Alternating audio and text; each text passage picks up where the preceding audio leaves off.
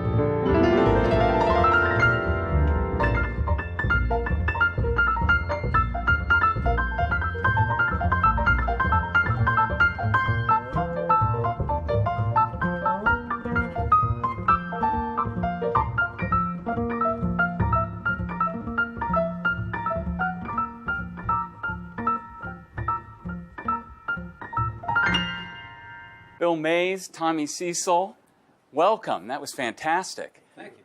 That first song, that was a tune from West Side Story. Tell me about that tune. Something's Coming. It's in the beginning of the show, and it was a tune that I had a suspicion that Stephen Sondheim had a little more to do with it than just writing the lyrics. But it was a tune that Bernstein had written the music for. Right. He wrote the music, but I have a feeling that Sondheim had a little more to do, at least with that tune, than just the lyrics.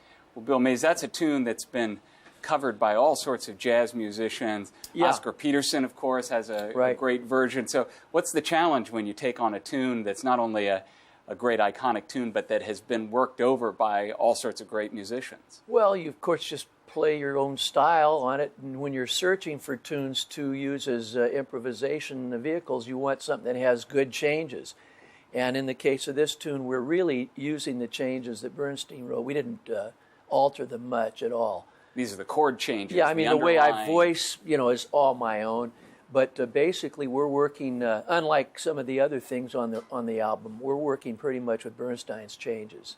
And this is an album, of course, where you're taking songs that Stephen Sondheim has been involved either as a lyricist or as lyricist and composer of the music. Right. How'd you get the idea to do Sondheim songs in a jazz vein? The overarching feeling is that Sondheim is an exponent of, I think, a great tradition. I think Broadway composers have written a mother lode of material that jazz musicians have explored, and I thought to myself, why not expand that tradition and try to include Sondheim? Right, because there's so much music that comes from Broadway in the 20s and the 30s and 40s. Berlin, sure. Yeah, Kern, but maybe jazz musicians haven't taken full enough advantage of music that's more recent from Broadway. True. How did you pick the tunes that you did on the album? Well, I played a gig with Tommy a year or two ago, and on that gig we played "Send in the Clowns," which is from help me out. A Little Night Music. Thanks. And Tommy liked that arrangement and started giving it some thought that maybe we should explore more, because I only knew 2 of Sondheim's tunes, really, in a jazz way. So Tommy, it was his idea to do this duo album, and he called me, and we started exchanging tunes and ideas, and he'd write a little arrangement, I'd write an arrangement. We'd sometimes combine our efforts, and so I think we came up with a very well-rounded program in terms of tempo and feels. We do some things as bossa novas or sambas, some things are ballads or up-tempo swing. So it's a good... So tell me about the doing music as a duo. Bill, you've had some great records that you've put out going back decades where you've worked in a duo format with great bass player Red Mitchell, with Ray Drummond. Yeah. What do you like about the duo format? Well, there's no place to hide.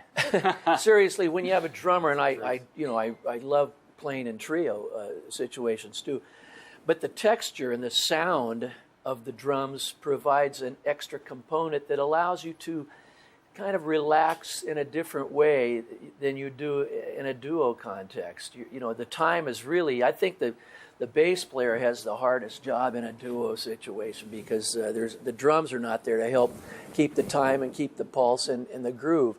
So, but I really like it because of the clarity it provides, and there's more space for us to solo than maybe in a trio setting where we'd be sharing 4s and 8s and choruses with a drummer. But the intimacy of it and the ability to interact and respond instantaneously is that much greater in a duo setting. Well, Tommy, as a bass player in a duo, you've got to lay down the time and then switch into taking melodic responsibilities. And how do you make those transitions? Yeah, but it's not all that cut and dry. I mean, I think that you can really create space and an atmosphere.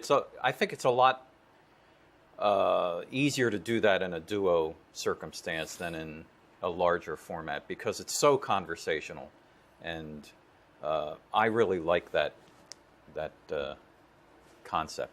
Well, let's hear some more of the conversation. What's another tune that you did on this Sondheim record that you could do for us today? Not While I'm Around, a beautiful ballad that Tommy arranged. Fantastic. Bill Mays and Tommy Cecil.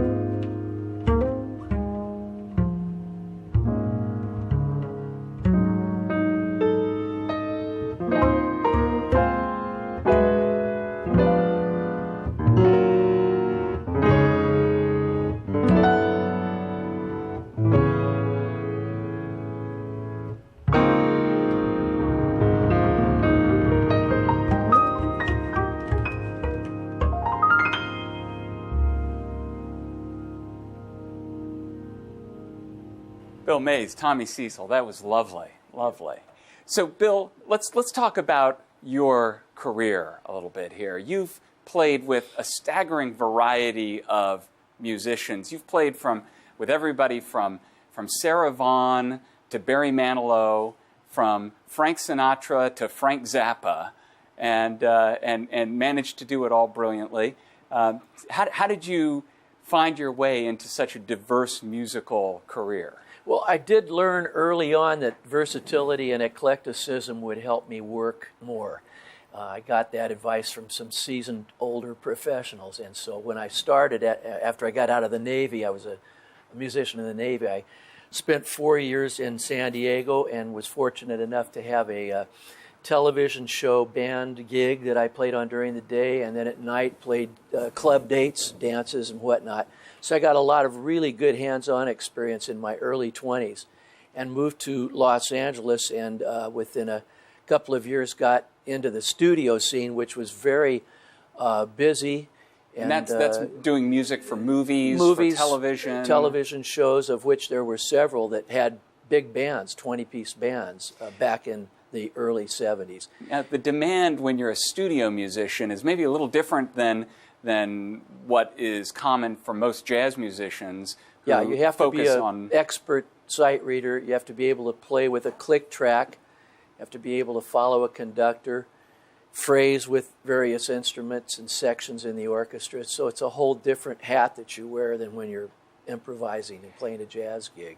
Except then your ability as a sight reader ended up getting you a job with one of the great jazz musicians of all time, Sarah Vaughan. Tell us about how you got the gig with Sarah Vaughan. Well, there was a great pianist named Jimmy Rolls who was an excellent accompanist to all the legendary singers, from Lady Day to Sarah and beyond.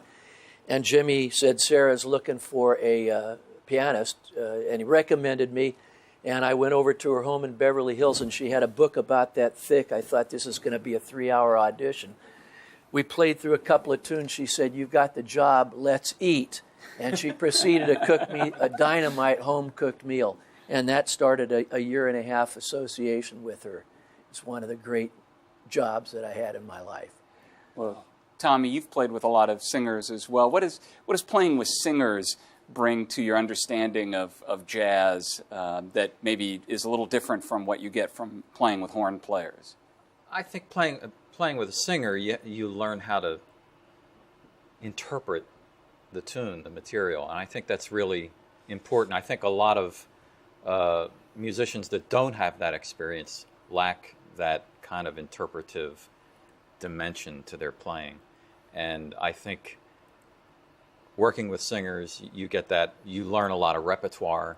You learn how to play in odd keys without thinking about it. All of that. Bill, what did you get from playing with Sarah Vaughan? I think I'd second everything Tommy said, but also not just with Sarah, all the singers I worked with. You really learn how to phrase, help me develop a good tone, a good singing tone on the piano. What do you mean by that? How do you get a singing tone out of the piano? Well, I mean, everybody's sound is different. You know, if you think of Hank Jones and then you think of McCoy Tyner, two entirely different sounds out of the piano. It's just as simple. If I explained it at the keyboard, some people might approach the piano more like this. And others might be more like... You know, it depends on the tune you're playing, of course, but your whole approach to the piano is informed by everything you've played, the things you've studied. I think my classical studies, all the composers that I played in classical music helped me develop my tone too. But hearing different singers, playing behind Sinatra and Sarah Vaughan and Peggy Lee, and you get the idea of what a real good voice, singing voice sounds like, and I've tried to emulate their sound on the piano. What do you get when you work with singers in terms of having the lyrics of the music out there, which adds an emotional dimension that isn't necessarily obvious if you're just doing the melody? Do you try to know the lyrics to tunes that you play? I've played enough with singers to get the kind of the atmosphere of the tune, and I think that's really not to be underestimated. And there are some tunes that I do know the lyrics to, and I think it really makes a difference. Yeah. And Bill, of course, this Sondheim record, Sondheim having gotten his start as a lyricist, a wordsmith before he really came into his own as a full composer. In doing this project, how much did the lyrics of the tune come into how you approached the melodies and harmonies of the tunes? Well, it certainly has to do with when I wrote, as I approached some of these arrangements, it has to do with how I notate the melody. I'm aware of the lyrics because I'm not going to take a tune like we're going to just play, Not While I'm Around. I'm not going to do nothing's gonna harm you. You know, I'm thinking nothing's gonna harm you, not while I'm around. So I'm aware of the lyric, and that's informing how I'm phrasing and the timing of the line. So it's very important. I don't memorize all the lyrics to tunes that I know that I play, but I have an idea of what the tune's about. I've spent a little time with the lyrics. You also have the advantage of learning some great verses when you work with vocalists, because many vocalists include the verses. And that's a sort of preliminary stage-setting material that a lot of players forget. Maybe just instrumentalists wouldn't be concerned with them, but there are several, many good verses to tunes from the Great American Songbook. Well, it's been great hearing you guys play. I'd love to sit and play something with you. Yeah. Why don't we, Sondheim, a great lyricist who became a composer, why don't we do something from Frank Lesser, another lyricist turned wonderful, full-blown composer? Sure. All right, terrific. Let's give it a try. Okay.